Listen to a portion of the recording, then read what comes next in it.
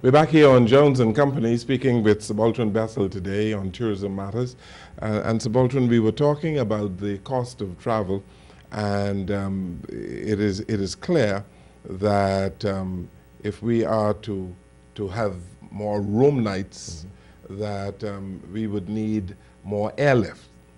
I think it was the president of Atlantis who bemoaned the other day that we need more airlifts. And when you take into consideration Bahama coming on stream, how is that being addressed, the whole question of airlift to the Bahamas? Well, the two go together. The inventory. Bahama is going to create more inventory and a variety of inventory. Airlift follows inventory. So it makes the job of attracting additional carriers and putting in additional airlift all the more easier in that we have this additional plant which is coming on stream. Our challenge is not only to provide the additional airlift for these incremental hotel rooms, but also to fill the rooms on a year-round basis that we now have. If you want to find a room in the Bahamas on weekends, a lot of weekends you can't find it. In New Providence, you mean? Yes, in New Providence. But during the week, you can.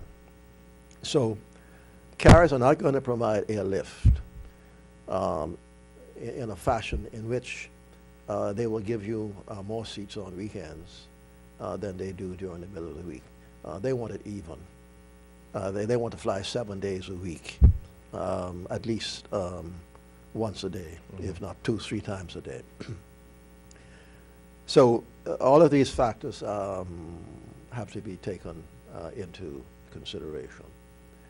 You mentioned the issue of whether the Bahamas has done a good job of attracting visitors from the nearby United States. Well, in some ways we have, and in other ways we have not. And this is, again, has been so because we have not gone after destinations in the Midwest and the western part of the United States as we've done on the East Coast, where the low-hanging fruit is. So these are all matters which are now being addressed. However, the Bahamas, and we go back to an earlier question you were asking about the job which we've done in marketing the Bahamas. You will notice that the Ministry of Tourism has gone back into Canada in a big way. We were there before. Yes. We've got to do the same thing in Europe. We've got to do the same thing in South America. And one of the keys to our being able to do this has been a tremendous investment which the government has made in the Lynden Pindling International Airport.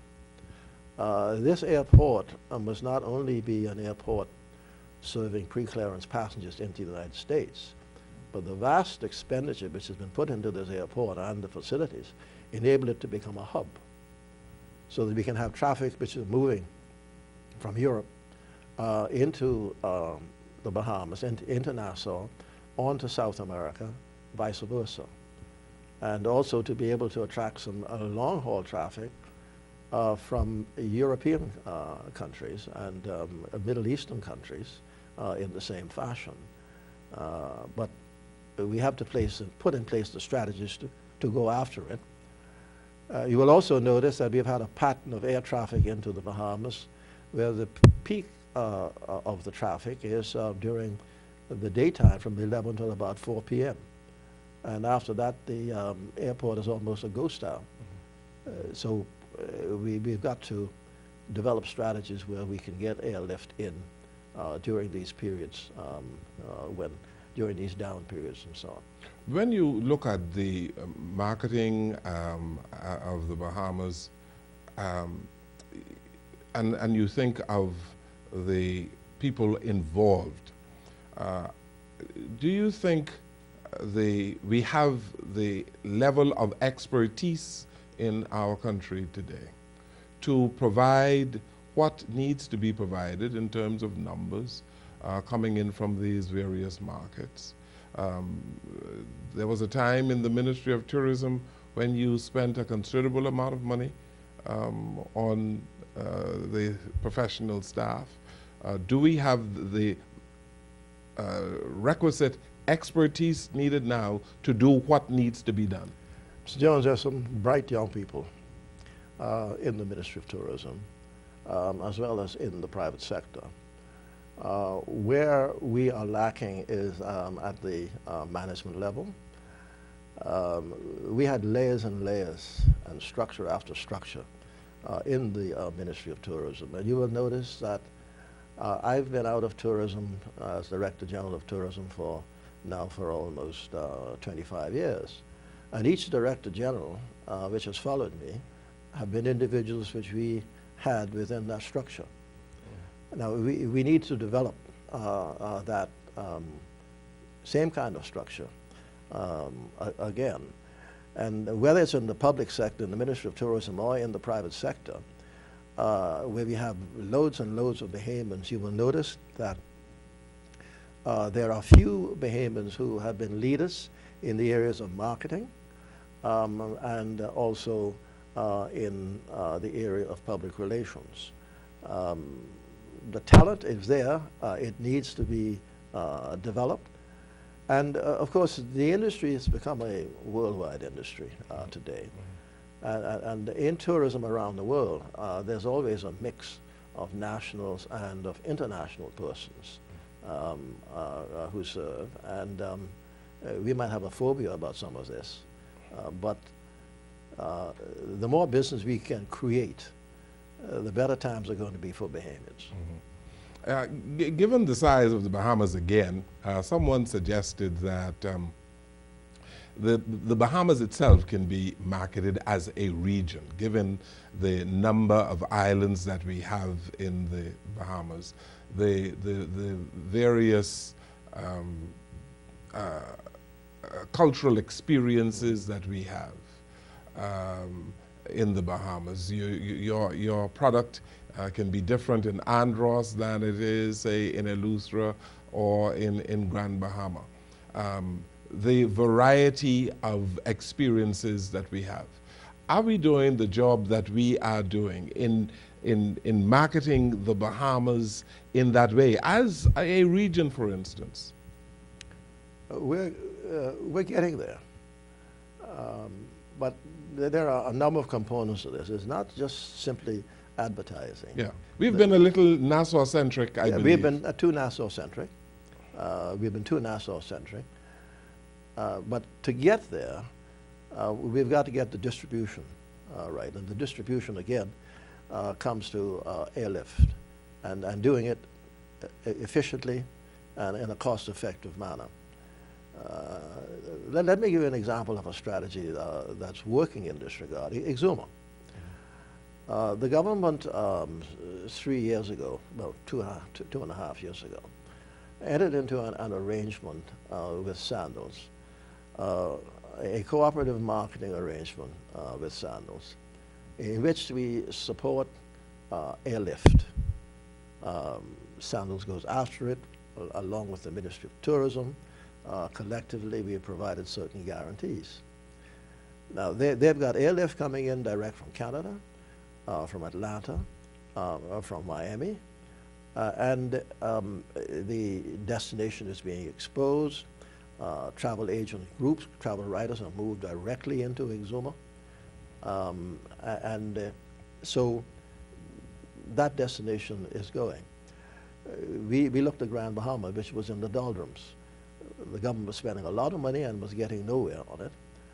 We changed the strategy in which we formed a partnership with a major Canadian group that had both the airlift component, the hotel management component, the marketing component.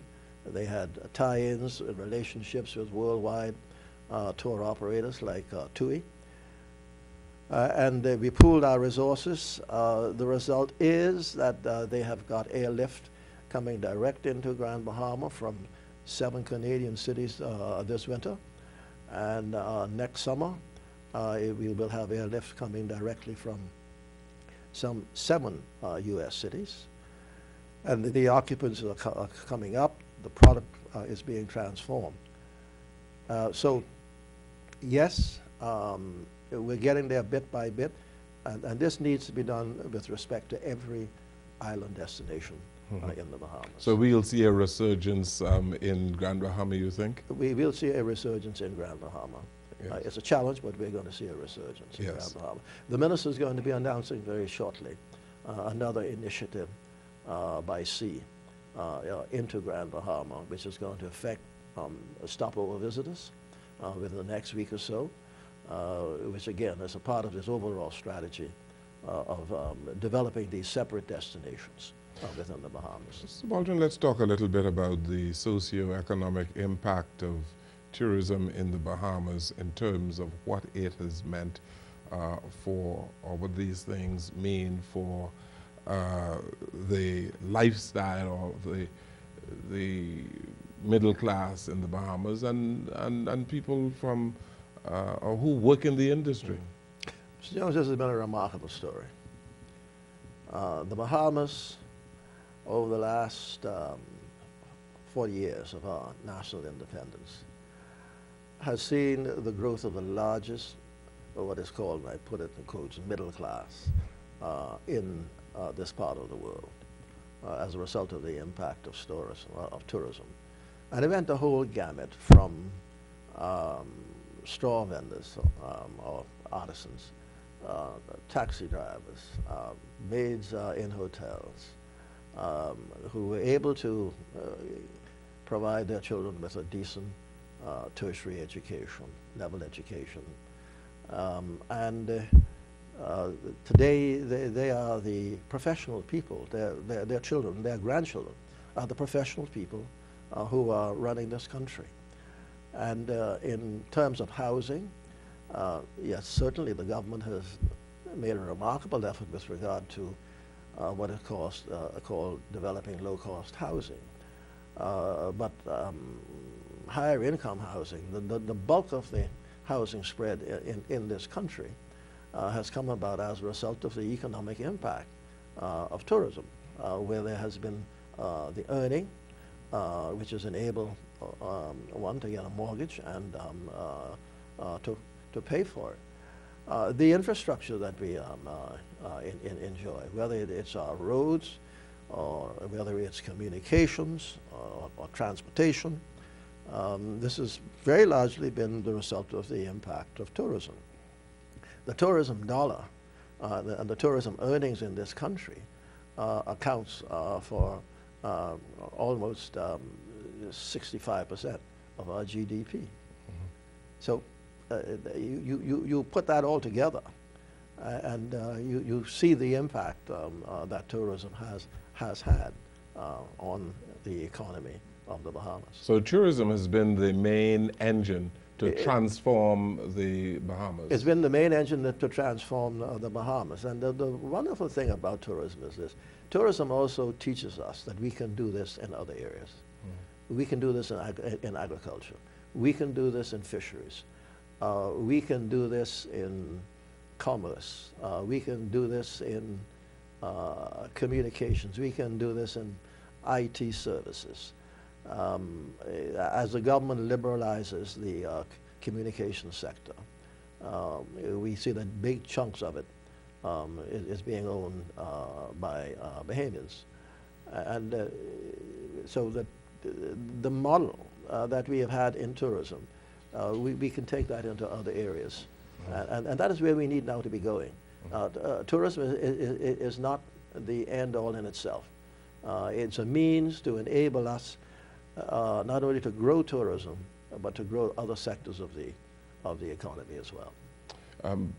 Just before we go to another break, Sir Baltron, there is an upside in everything and a downside. Yes. For the last 30 minutes or so, you're speaking about a lot of things that are positive, the upside in tourism. There must have been some downside in tourism, yes, something in that category for the Bahamas over yes, the last 50 years. There have been. Mm-hmm. One of the things that happened in tourism has been the costs which we've had on family life, some of our social ills, where mother, which is in charge of some 65 to 70% of our households, has been out at work. The children go to school, they come home in the evening, there's no afternoon, there has been no supervision. We paid the price for that. Where we should have been, where we're trying to go now in terms of establishing preschools and after-school community centers, we should have done more of that at the same time. Yes, someone suggested that the living became a little too easy in the Bahamas for a lot of people. And a lot of us copied the tourist lifestyle. A tourist is on vacation. Yes, yes, yes. And we must be hard at work. Yes. Let's take this final break on our program. We'll come right back.